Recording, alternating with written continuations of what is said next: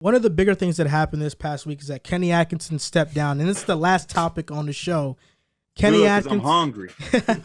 Kenny Atkinson agreed to be the Hornets coach for the next 4 years. He then stepped down and said he changed his mind over family reasons. Now, it's important to note that he has moved 3 times in the past 3 years: Brooklyn, L.A., now San Francisco.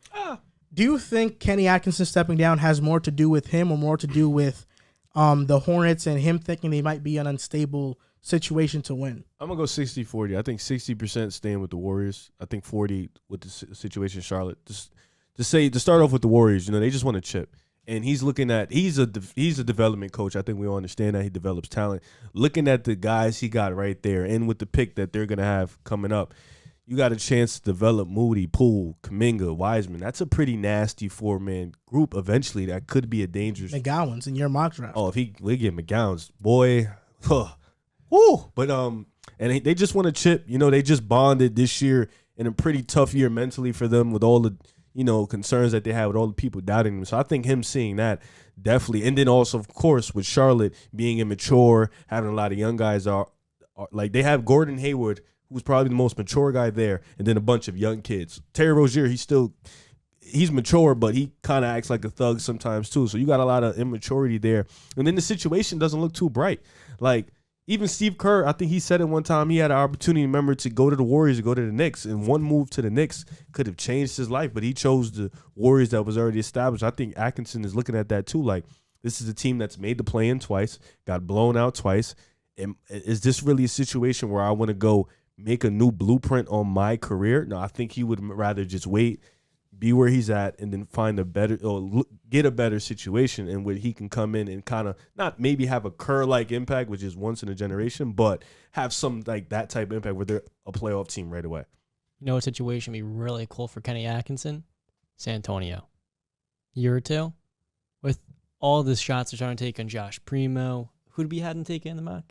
Johnny Davis. Johnny Davis. And Sohan. When you're looking at how well Greg Popovich and the Spurs develop talent and that farm system they have, Kenny Atkinson would be perfect to add a little juice to that rebuild and the culture. And I think for the Spurs, it makes almost too much sense to bring a guy like retiring, that though, in a year or two. Yeah. So he gets to spend a little more time in Golden State. Maybe gets himself another ring, because why not? Gets to coach Steph Curry and all these other young players. And then once that dynasty starts to slow down a little bit more, Greg Popovich retires, bam. He's going to be in the running with Quinn Snyder and a few other guys. But if he wants that job and he's signing up in a few years, that could be a great opportunity for him. I'll do you one better. So first of all, it's an odd situation, but I understand where Kenny Atkinson's coming from. I think the Hornets are not a very intriguing situation. LaMelo's intriguing, but Miles Bridges, is he coming back? You don't know. And he was also on Instagram with the joint and pink lemonade. He says it, but it looks like a lean cup. Terry Rozier, you mentioned it. He is a good player, but he's an undersized 2 guard. Just talking about his play style, undersized 2 guard. Gordon Hayward's gone in 2 seasons. They don't have a true center. It's going to be very hard to get any of these guys to buy in defensively, and they've missed the playoffs for 6 straight seasons, which is the longest drought in their history. And the Eastern Conference is tough. Like, it's a tough conference now. It's not easy to get into the playoffs. Now, with that being said, there's a possibility where Steve Kerr is telling Kenny Atkinson, you know what? I'm going to only coach as long as Steph Curry, Klay, and Draymond are here. Maybe that's 3-4 more seasons. After that, Kenny Atkinson, you can have the reins with this new era of Poole, Wiseman, Kuminga, Moody, and that's all yours. Tough. And then Kenny Atkinson is the coach for Golden State that takes the mantle, kind of like what Pat Riley did with Eric Bryce Spoelstra. McGowan's, bro. And then Kenny Atkinson's the coach for Warriors. Chip. Management matters, and Mitch Kupchak is not done. Like the Hornets have not been well run the last few years since he's come in. The Warriors have, obviously. Like you said, the Hornets don't have a center.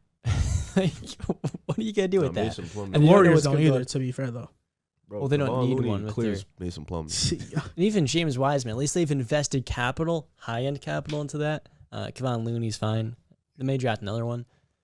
Management really matters, and I wouldn't take in all due respect to Mitch Kupchak, I wouldn't want to be under him opposed to Bob Myers in a few years. So, yeah. I hear everything y'all saying, but the fact of the matter is he accepted the job. So he knew what management was already. He knew what the Charlotte Hornets was as a roster.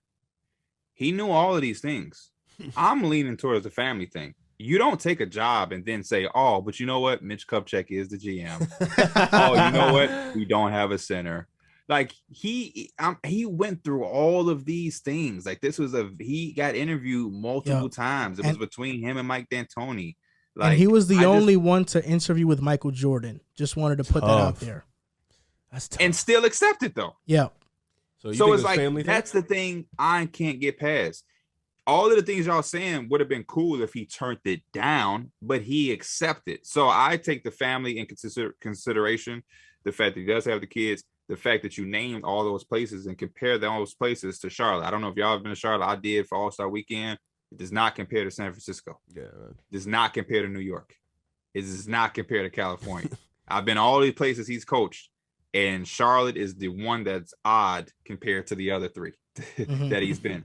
And he just won a championship. Take that in consideration. Maybe that's swung his mind a little bit, but he had to know that they had a chance to win the championship. But I'm gonna take a bulk of percentage into the family thing and really hearing his kids out. Because all the things y'all saying would be stupid for him to take the job. And Kenny Atkinson, I don't take as a stupid guy. It just doesn't make sense to check. That means he got his intel about the organization and the team after he accepted the job. That sounds ludicrous to me. Yep. Does he get a pass? I fault. No, you good. You good. Does he get a pass though for being in the middle of a finals run? Because maybe his mind was trying to divide itself into two separate places of what's next and what's right now. He accepted before they won the chip, correct? Yeah, it was in the finals, right? It was during the finals he accepted it. Maybe they was down 2-1. He was like, "We might not win. Let me get out of here." And then they won. He was like, "Nah, I'm coming back." You know. Now, yeah, I just wonder what it was. I think the family reasons does ever sound. Happened? I don't know if it's happened in the NBA. Steve Kerr said in an interview he has 2 kids, and he felt that played a part because they expressed that they didn't want to leave the area. They probably went in there bugging like, "Yo, Daddy, we not going nowhere." Like that was at the parade interview Steve Kerr did. Yeah, it was at the parade. Parade was lit. Yeah. I mean, it's unfortunate, but like what you're saying is completely right. Like most of the time when we look at these situations, we look at it just from like a basketball standpoint, but these guys do have families and his kids might not want to go to Charlotte. Like, I don't know how old they are, but starting a new life in different cities constantly is annoying, and Kenny Atkinson, Golden State is one of the more secure places that you're going to be. Steve Kerr's not going anytime soon. And as long as Steve Kerr loves Kenny Atkinson, so that means Kenny Atkinson's not going anytime soon. He could go to Charlotte and get fired in 2-3 years if they underperform. Let's move across the coast a third time. Exactly. So that's why I think, it makes a lot of sense. I think Quinn Snyder think he would coach this upcoming season if the Hornets are interested and we're willing to throw him a lot of money. I think Quinn Snyder takes the season off. I don't think Quinn comes back until Pop retires. Quinn just had surgery, right, on his hip or some shit. I think so. Yeah. I think when the Spurs open up a head coaching spot, that's when Quinn is like, "Okay, I'm ready to coach again." Now, does Quinn Snyder do media like Stan Van Gundy? Hell no. I think Quinn gonna sit out, relax. He's too intense. Yeah, you saw how red he got doing them timeouts and shit. I'll be intense too. They can't guard nobody, man. Why is it a given he gets that job? What? As a Spurs guy. No, I know he's being linked. No, I'm saying if like the Spurs open up, I think that's when he'll come out and be like, "All right, I want to coach again." So they'll probably look because he's like a Popovich type of guy. There's gonna be a lot of pissed off people when that job opens up. Yeah, because a lot of guys sat and waited, and they had to take other opportunities. You gotta go with the better dude. He's got the most gravitas out of all those guys. I think Snyder and DeJounte be dope. Yep.